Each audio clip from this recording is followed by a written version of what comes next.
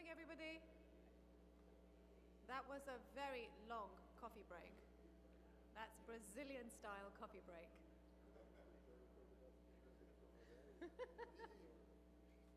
So I think there are still some people who are lost in the coffee room, but we'd like to get started, please. I'd like to welcome our chair for the next session, who is Mr. Malik Amin Aslam Khan.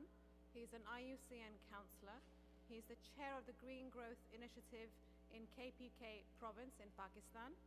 For those not familiar with Khyber Pakhtunkhwa, this is what used to be known as the Northwest Frontier Province in Pakistan.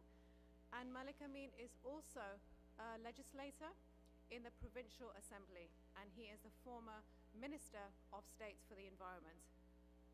Delighted to welcome you as the chair.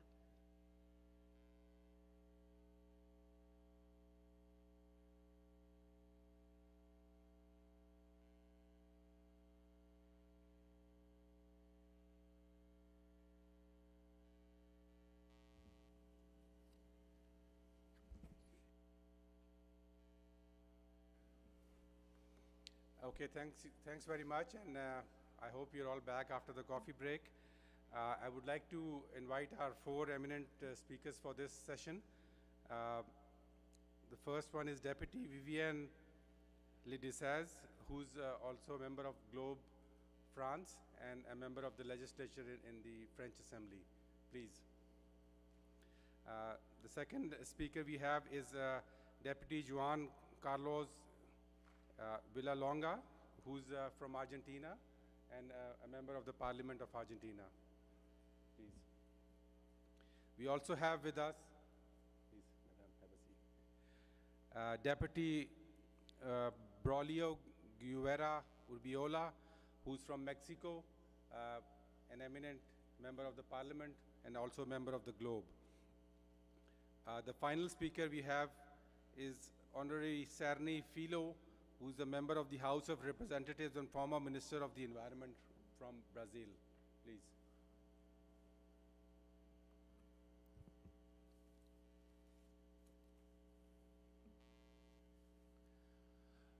Okay, we have a very eminent panel, as you can see, and it's a very diverse panel.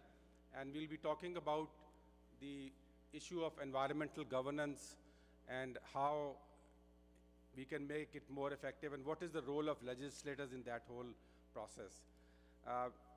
Yesterday we had a recapping of the environmentalist movement, and we looked through the last 50 years of the movement to see how we have come through years of awareness raising, through building of international treaties, identifying the issues that we have on the environment, and then trying to understand what these issues are. And I think we have come a long way. And we have come a long way because at the moment, we, as a globe, we know what needs to be done. I think the issues are there, the solutions are there, but the important ingredient which is now missing and which is now the focus of world attention is how we are going to do it. And that's where the role of legislators come in. And that's where the role of the judiciary comes in, because I think both of these are very important pillars of the how and of getting the decisions that we've all agreed at a global level implemented and enforced. I think it's extremely critical to have both of these pillars involved in this whole process of enforcing the decisions that we've made. From my own personal experience of being a legislator and also Minister of Environment in Pakistan, I also feel that in addition to the individuals, the politicians who become champions of environment, like we have the champions from various assemblies sitting across the table over here, I think what is even more important is to get the political parties involved as an entity which can sustain this process of environmentalism into the future. I think that's extremely critical, and I can say it especially from a developing country point of view, because these champions or the politicians who are sensitized to environment can come and go into the assemblies, but the political parties remain there. And I think that is what sustains the whole process. And I would also like to add over here that from my personal experience of the last 3 years in which we did try to get a political party involved, the experiment has been extremely successful. And I can say that there are two things which are very important in this aspect. The first is that when you're trying to convince a political party to act on the environmental agenda, on the green agenda, what is extremely important is to translate what is going to be done into green jobs, because that is the language that political parties understand. And the second thing is to translate environmental issues into absolute dollar figures. And there is a way to value the environment, and if we know the costs of inaction on environment, and if we know the benefits that environmental protection can bring, and if we put it across to policymakers in concrete financial terms, it makes decision making much easier. So I think both these aspects are very important, and what is, as I said, most important is to get the legislators involved. So we hope to hear from our legislators in this panel today. We've got about 1 hour, so I think between 12 and 15 minutes to each panelist should be the time frame. And we would like to start off with our eminent panelist from France, Deputy Viviane Le Dissez, who's from France. So I would like to welcome Madame to give her views on the enforcement of environmental issues. Please. Merci, merci Monsieur Kahn. Merci aussi tout d'abord vous dire que c'est un honneur pour moi, député de la France, de la majorité gouvernementale, élu dans les Côtes d'Armor en Bretagne, de pouvoir évidemment m'exprimer ici en ce haut lieu à Rio de Janeiro. Je ne pourrais que m'exprimer en français, mon anglais n'étant que tout petit et pas très audible. Je remercie les organisateurs aussi pour ces journées d'échange, plus particulièrement GLOM, Madame Malina Merin, mais surtout dire encore que notre environnement doit être préservé pour les générations futures et qu'il s'agit de donner les moyens pour y aboutir. Nous sommes tous ici des personnes averties, investies, mais il nous appartient aussi de faire passer ces messages à tous nos concitoyens et plus particulièrement, me semble-t-il, aux jeunes. Mon propos se construira en 3 parties. On m'a dit, j'essaierai de ne pas dépasser ce temps. Un rapide historique en matière du droit d'environnement et de la biodiversité en France. Les attentes aussi sur la loi pour la reconquête de la biodiversité, de la nature et des paysages qui est toujours en cours d'étude au Parlement, entre Parlement et le Sénat. Et puis un focus sur le Conservatoire national du littoral avec ses actions spécifiques, notamment au sujet des mangroves, puisque je suis aussi la présidente du conseil d'administration de ce bel établissement public. Ce petit historique en matière du droit de l'environnement et de la biodiversité en France, vous l'avez dit tout à l'heure, en fait, avant les années 70, peu de textes se préoccupaient de l'environnement, mis à part les parcs nationaux, l'Office national des forêts, et puis une première loi déjà sur l'eau et la protection de l'eau. À partir de 1970, on commence à protéger les zones humides via la Convention de Ramsar et surtout la création d'un ministère de l'environnement, mais qui était à l'époque, on va dire, un ministère de l'impossible, puisqu'il n'avait un budget que de 0,1% du budget de l'État. De nombreuses conventions internationales influent ensuite, et le 8 juillet 1975, c'est justement la création du Conservatoire du littoral.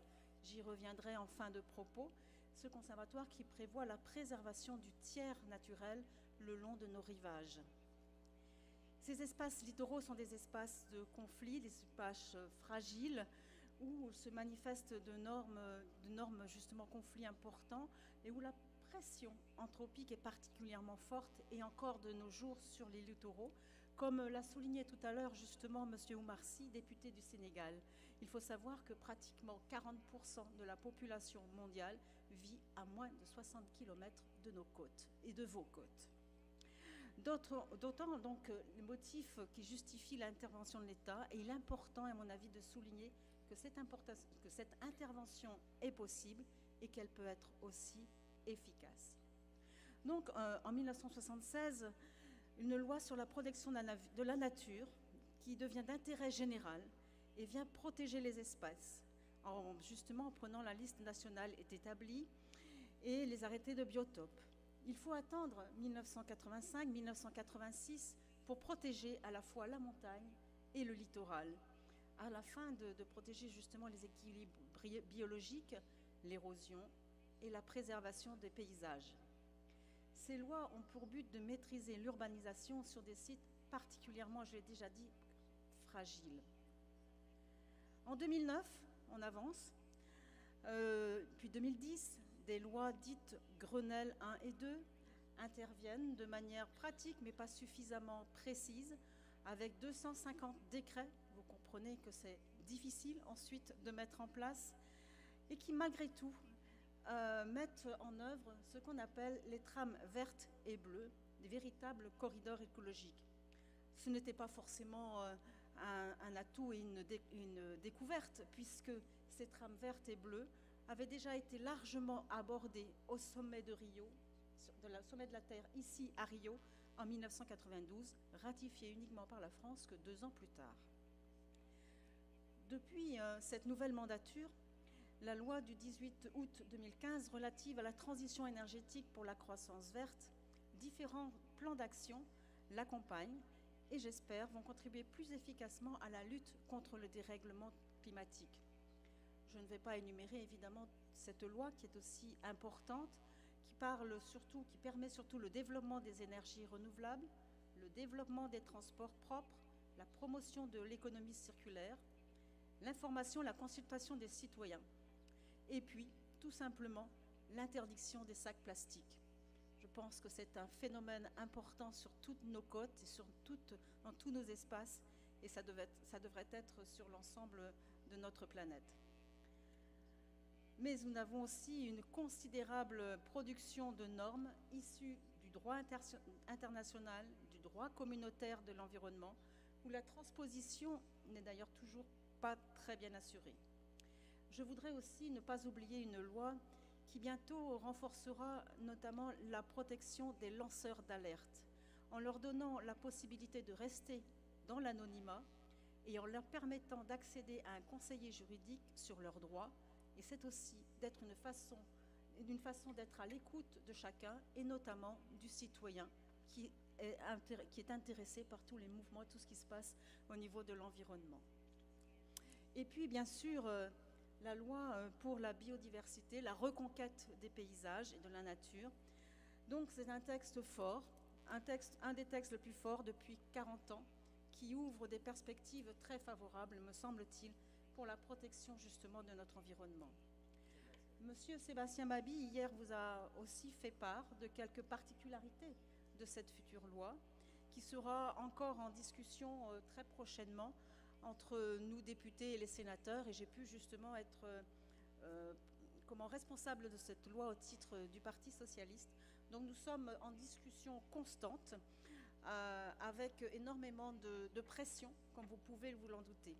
Ce texte, cela chemine depuis 2 ans entre les 2 chambres, chambre haute et chambre basse, un texte qui aura vu plus de 1000 amendements, plus de 80 auditions, et je ne comptabilise pas les courriels pour écrire et finaliser cette loi.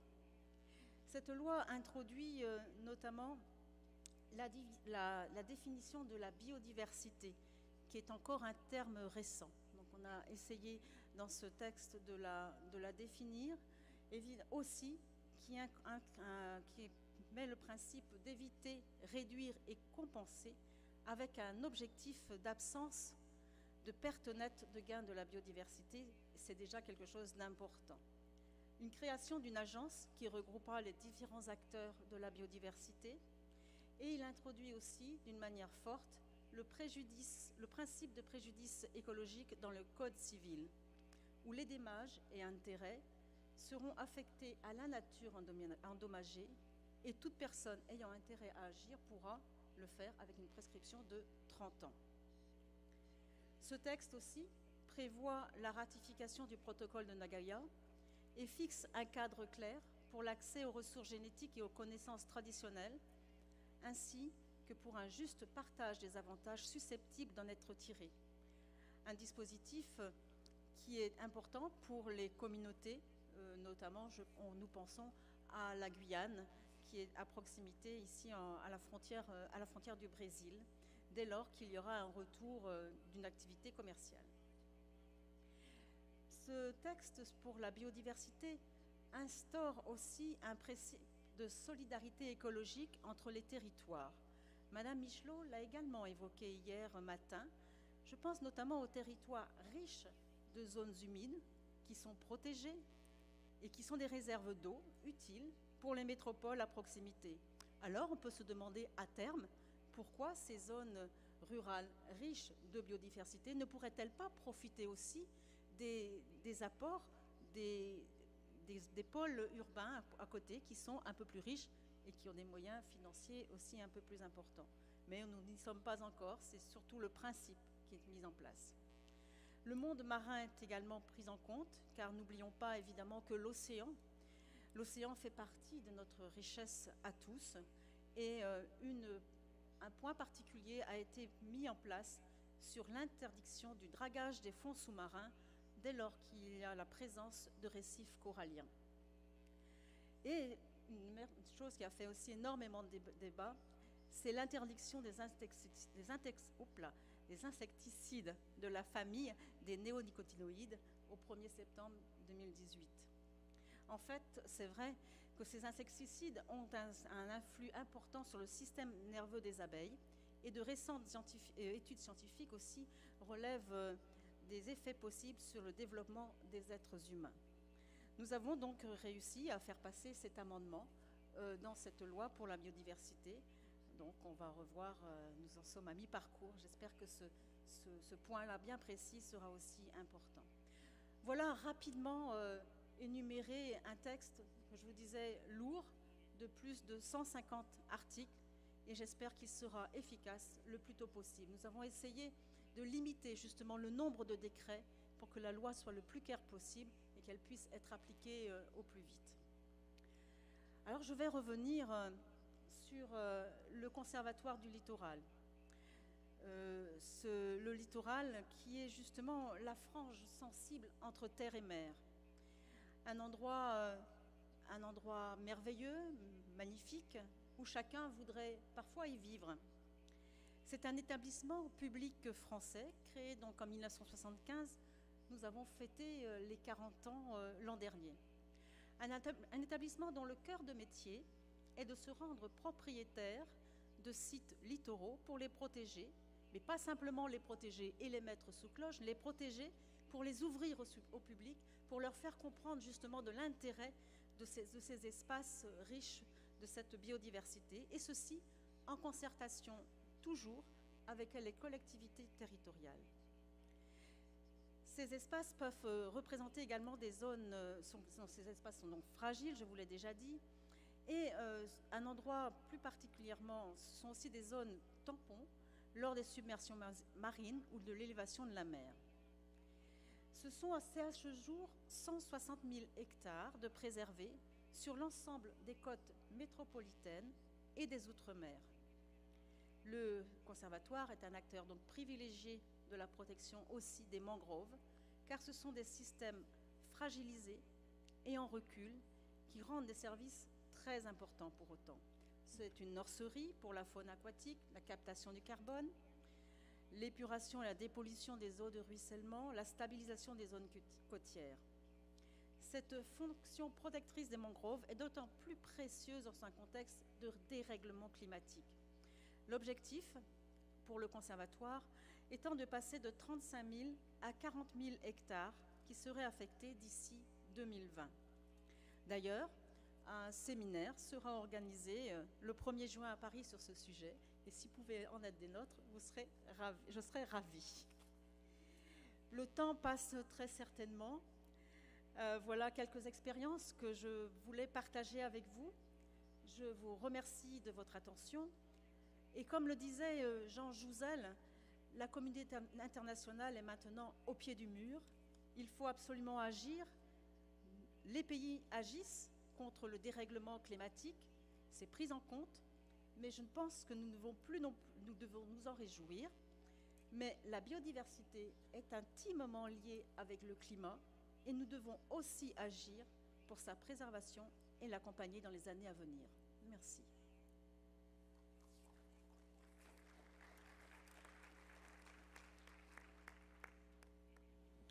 Thanks a lot for giving a very detailed description of the various laws that have been enacted in France and how you've turned the Ministry of Impossible around.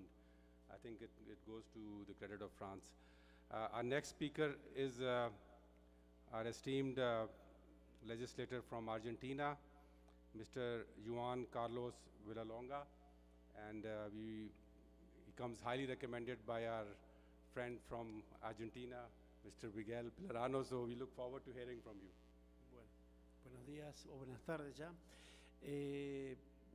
Agradezco la invitación y por supuesto también el agradecimiento porque sé que tuvieron que acomodar mi presentación aquí, no podía venir antes, hasta ayer tuvimos reuniones en la Cámara de Diputados. Creo que es muy pertinente la introducción que hizo el chairman de este panel, porque ese es el foco en el que quiero poner énfasis. Contar algunos desafíos y algunas preocupaciones. La legislación ambiental o la historia de la historia moderna de la legislación ambiental en Argentina arranca un poco después, o podríamos decir que arranca a partir de la Cumbre de Río en el 92, pero sí tiene su primer hito fundamental con la reforma de la Constitución Nacional en el año 94. Los hitos que voy a mencionar los he vivido activamente desde la sociedad civil, así que desde ese lugar relato esta parte de la historia, pero en esa reforma de la Constitución no solo se logra el reconocimiento del derecho al ambiente sano, sino que en distintos capítulos aparece la mención o algunos derechos o prohibiciones que tienen que ver con algunas de las grandes reivindicaciones que venía haciendo el movimiento ambientalista. Fue un gran logro la reforma de esa Constitución y la incorporación de la variable de la dimensión ambiental. Pero el siguiente desafío y uno de los elementos que aparece en esa Constitución y que lo vive un país como Argentina, que es un país federal, es decir, que está compuesto por estados que llamamos provincias, y que por la historia de la configuración del país, esas provincias tienen una importante dosis de autonomía en el manejo de los recursos naturales. Esto constituye todo un desafío en sí mismo acerca de cómo se articula una política ambiental donde el organismo, el Estado, el gobierno nacional, no tiene la plena potestad para colocar una política nacional homogénea en todo el territorio, sino que tiene que estar permanentemente negociando con cada una de las jurisdicciones. Eso en la Constitución del 94 se intentó saldar con una figura que se llama leyes de presupuestos mínimos, leyes nacionales que deben establecer las bases mínimas que tienen que cumplir todas las provincias, y era la primera vez que en Argentina podíamos tener una política ambiental en algunos temas para todo el país. Pero eso no fue fácil, porque el desafío sigue siendo que las provincias no están del todo convencidas de que el Congreso Nacional les diga lo que tienen que hacer con los recursos.